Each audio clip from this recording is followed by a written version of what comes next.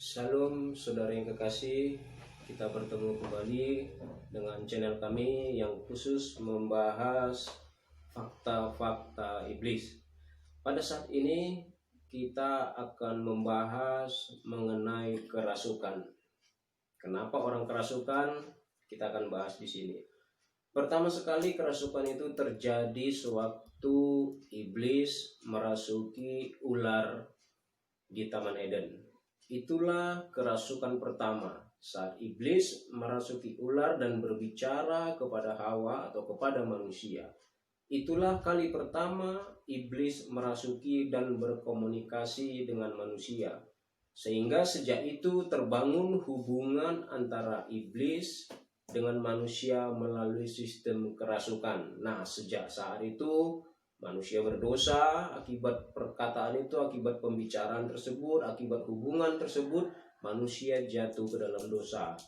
Dan iblis dan manusia dibuang ke bumi, di tempat kita sekarang, sehingga kita tinggal ada bersama-sama dengan mereka di bumi ini. Kita ada bersama dengan iblis di bumi ini. Saudara yang kekasih, sebelum saya bertobat, sebelum menjadi hamba Tuhan, banyak hal kerasukan yang kita temui di dalam lapangan. Banyak orang panggil untuk menyelesaikan hal-hal tersebut.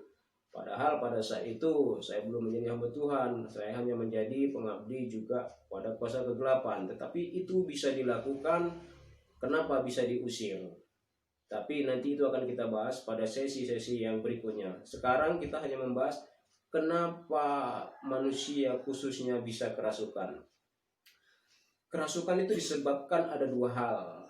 Yang pertama, kerasukan atas kehendak orang itu sendiri atau atas kemauan orang itu sendiri. Kedua adalah kerasukan yang tidak dikehendaki orang sendiri. Artinya dia tidak mau kerasukan tetapi kerasukan. Itu maksudnya. Ya, itu maksudnya. Baru siapa yang bisa dirasuki? Itu juga pada sesi pertama video kita sudah dibahas. Tapi agar saya ingatkan kembali bahwa orang yang bisa dirasuki adalah orang yang tidak memiliki Roh Kudus. Sebab di dalam diri seseorang hanya boleh ada Roh Kudus atau roh yang lain atau roh setan. Tidak bisa bareng-bareng tinggal di dalam diri seseorang. Orang yang tidak memiliki Roh Kudus selalu bisa untuk dirasuki. Dan untuk apa iblis merasuki? Iblis merasuki banyak hal. Tujuannya banyak hal. Yang pertama, apabila seseorang dirasuki dengan cara sengaja atau memang sengaja dipanggil untuk merasuki seseorang, itu artinya bahwa roh yang dipanggil tersebut adalah roh yang sudah dikenal. Roh yang sengaja dipanggil. Jadi saat orang kerasukan, si orang yang bertanya tidak akan bertanya kembali, kamu siapa? Kamu namanya siapa? Orang tidak akan bertanya itu kembali. Tetapi orang sudah mengenal dia karena itu sudah biasa dilakukan. Contoh misalnya yang kerasukan itu mengaku bernama, oh aku nenek moyang kalian, atau oh aku ini dewa, oh aku ini si anu, dan banyak lagi nama-nama lain yang dia gunakan. Dan umumnya orang yang dirasuki dengan sengaja adalah roh yang sudah biasa dikenal. Itu yang membedakan. Sementara roh yang kerasukan atau orang yang kerasukan dengan tidak melalui kehendaknya adalah roh yang tidak dikenal. Dan orang yang kerasukan ini biasanya adalah orang-orang yang tidak memiliki Roh Kudus. Contoh, tiba-tiba orang berjalan di daerah area tertentu, tiba-tiba kerasukan, menjerit-jerit tidak karu-karuan, sehingga orang bertanya, siapa engkau? Kan seperti itu yang ditanya, siapa yang merasuki engkau? Yang di dalam dirinya. Nah, itulah kerasukan yang bukan kehendaknya. Artinya roh mana aja bisa memasuki diri seseorang. Nah, itu dua sistem cara kerasukan. Sementara tujuan iblis sendiri merasuki seseorang adalah untuk menunjukkan kepada orang keberadaan dia, menunjukkan eksistensinya di area tersebut. Itu sebabnya terkadang ada daerah atau ada lingkungan yang dikeramatkan oleh orang lain, yang disegani atau ditakutkan orang lain. Kalau orang sembarangan bisa kerasukan. Nah, kerasukan salah satunya menunjukkan eksistensi iblis di suatu daerah, di suatu lingkungan, bahkan di suatu negara. Tujuannya agar manusia takut. Tujuannya jelas supaya manusia takut, supaya manusia menghormati mereka yang ada di situ. Tujuannya hanya itu. Supaya orang-orang yang tidak percaya kepada Tuhan menjadi takut dan takluk kepada mereka. Itulah salah satu apa yang menyebabkan orang kerasukan. Tahukah saudara, kerasukan adalah satu sistem iblis untuk menyesatkan manusia. Dan cara penyesatan dengan cara kerasukan ini adalah penyamaran yang sempurna. Kerasukan adalah cara iblis untuk menipu manusia dengan cara yang sangat-sangat sempurna. Sebelum saya bertobat, saya mampu melihat roh seseorang yang dirasuki atau yang merasuki. Saya bisa membedakannya. Saya tahu benar tidak. Contoh seperti ini. Ada orang yang kerasukan katanya, wah saya ini nenek moyang, atau saya ini harimau. Ada juga yang berkata seperti harimau. Tetapi tahukah saudara, wujud asli mereka bukanlah seperti harimau, bukanlah nenek moyang yang dia katakan, atau mungkin berkata, oh saya saudara Anda, saudara kita ini sudah meninggal, tetapi dia merasuki seseorang sehingga dia mengaku, oh ini kakek saudara, oh ini paman saudara, oh ini teman saudara. Tahukah saudara, itu adalah tipuan sempurna yang iblis lakukan hingga hari ini. Yang merasuki itu bukanlah nenek moyang kita. Yang merasuki itu bukanlah harimau seperti yang dia katakan. Yang merasuki itu bukanlah saudara atau kerabat yang Anda kenal. Sekalipun ia berkata, saya kakek Anda, saya nenek moyang Anda, saya sahabat Anda. Saat kita tanya kepada orang yang dirasuki, saat kita tanya pengakuannya, seandainya dia mengaku, saya kakek Anda, dia akan mengetahui silsilah kakek Anda. Dia akan mengetahui silsilah teman Anda saat Anda bertanya kepada orang yang kerasukan. Saya akan jelaskan. Di dalam dunia persetanan ada sistem seperti ini. Setiap orang manusia yang lahir, iblis akan mengutus 4 anggotanya untuk mendampingi manusia tadi yang baru lahir. Dan ini keempat iblis ini wujudnya adalah seperti pernah saya katakan, hanya seperti uap air, embun, dan yang berwarna keabu-abuan sedikit gelap tapi agak sedikit bersinar. Nah, mereka setiap orang lahir, tidak peduli agama apa, tidak peduli suku apa, tidak peduli di mana dia lahir, iblis akan mengutus 4 utusannya mendampingi orang ini. Dan dia penampakannya menyerupai atau sama dengan orang yang lahir tersebut. Banyak orang menyebut mereka ini adalah 4 saudara, atau ada juga yang menyebut keempat oknum ini adalah saudara kembar. Nah, jadi di dalam dunia persetanan bahwa setiap orang lahir, iblis akan mengutus 4 anggota yang mendampingi setiap manusia yang lahir. Nah, di saat manusia tadi meninggal, rohnya kembali kepada Tuhan. Rohnya kembali kepada dunia orang mati. Nah, saat seseorang kerasukan, tiba-tiba mengaku, oh saya saudaramu, saya nenek moyangmu, saya keluargamu. Kita langsung percaya bahwa oh saudara kami yang sudah meninggal dia kembali, orang tua kami yang sudah meninggal, oh dia kembali lagi untuk memperingatkan kami. Seperti itu kan saudara yang kita alami selama ini. Tetapi saya beritahu saudara, iblis yang keempat tadi ini, merekalah yang menyamar sebagai saudara kita. Merekalah yang menyamar sebagai sahabat kita yang sudah meninggal. Merekalah yang menyamar sebagai kakek-kakek kita atau nenek moyang kita yang menyamar. Mereka adalah iblis. Jangan percaya kalau dia berkata, ini kakekmu, ini nenek moyangmu, ini sahabatmu, bahkan ini orang tuamu. Saat Anda tanya istilah atau saat Anda interogasi asal-usul atau kejadian-kejadian yang dialami nenek moyang Anda, dia bisa jawab. Karena apa? Dari lahir mereka sudah menyertai saudara Anda ini. Dari lahir manusia sudah didampingi. Inilah yang menyamar. Makanya saya katakan itulah penyamaran yang sempurna. Penyamaran iblis yang sempurna yang masih terjadi sampai hari ini, yang masih diakui orang sampai hari ini.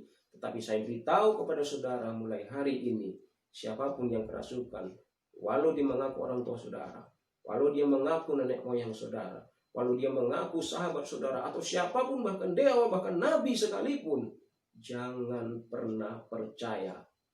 Saya berbicara dari sisi iblis karena dulu saya di situ. Saya tahu persis triknya pekerjaan ini. Dan kita coba lihat ke dalam sisi firman Tuhan.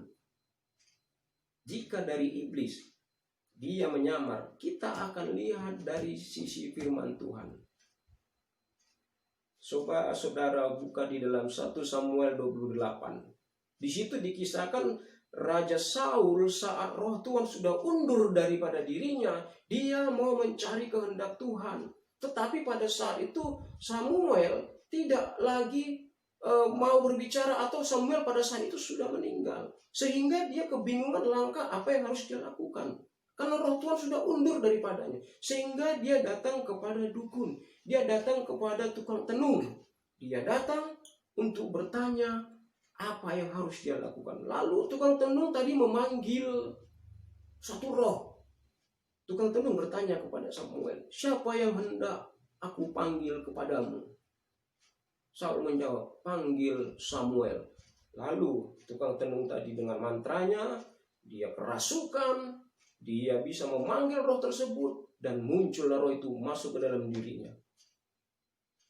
Maka berbicaralah perempuan yang dipakai Samuel tadi. Bagaimana ciri-cirinya, kata Saul. Oh, cirinya seperti ini.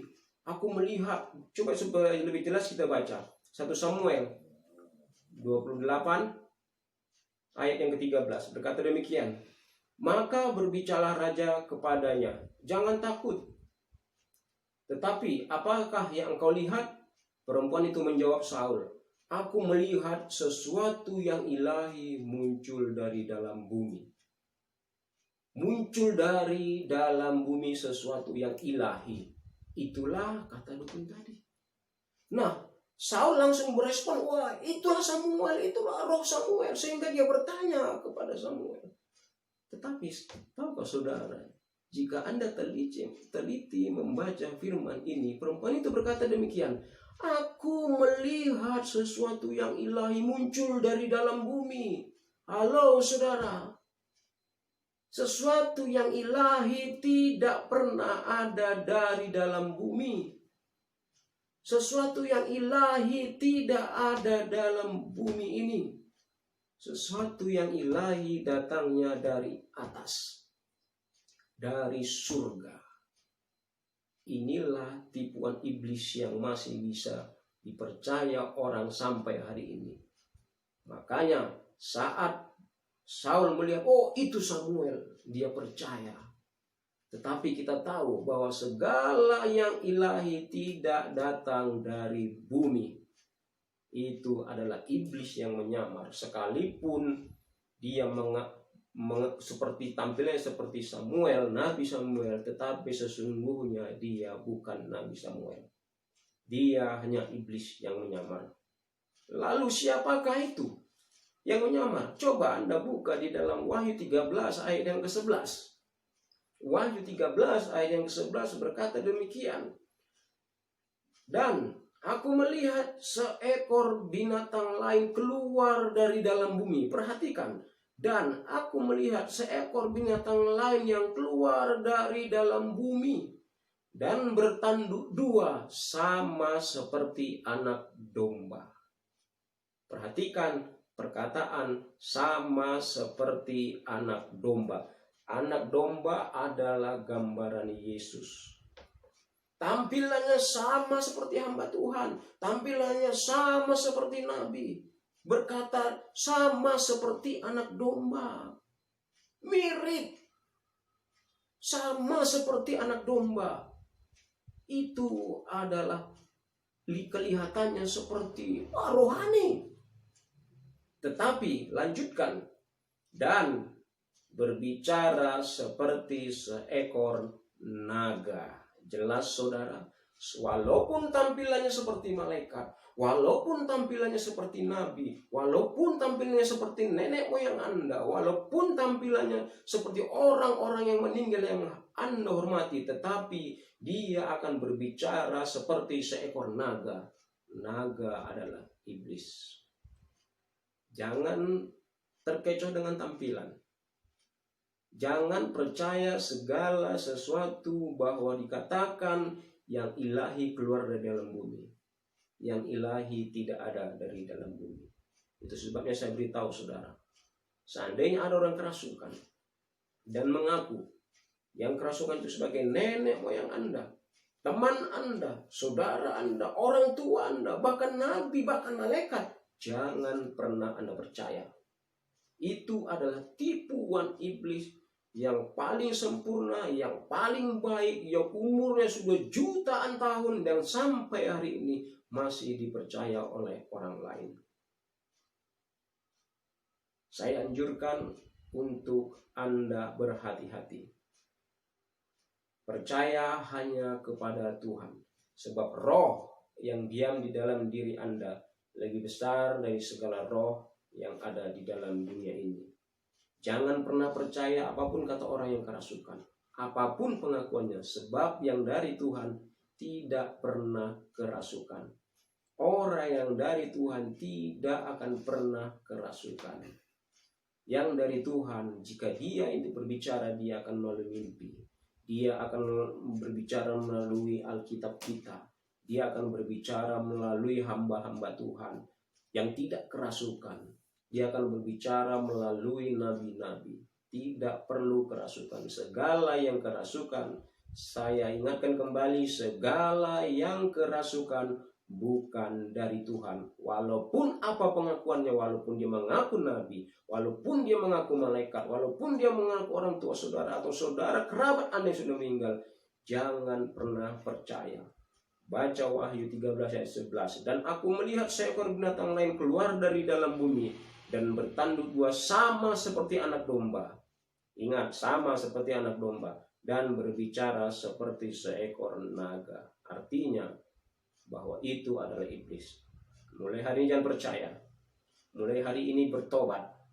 Jangan pernah akui, jangan pernah percaya. Segala yang kerasukan bukan yang dari Tuhan. Kiranya ini menjadi berkat bagi Anda. Kiranya ini menjadi pengalaman bagi Anda supaya hal ini diketahui. Silakan share video ini karena ini berguna bagi banyak orang yang belum mengetahui hal ini. Saya dulunya dari iblis, sekarang saya hamba Tuhan. Saya mengetahui jadi dari dua sisi. Dari pihak iblis bagaimana kejadian yang sebenarnya, dari firman Tuhan kita bisa baca bersama-sama sehingga hal ini dapat kita bongkar dan ini menjadi pengetahuan bagi Anda dan juga saya. Silakan subscribe video ini untuk video-video berikut. Silakan share. Dan saya harap ini boleh menjadi berkat bagi kita. Shalom dari kami, tim Rumah Misi Petra. Tuhan Yesus memberkati.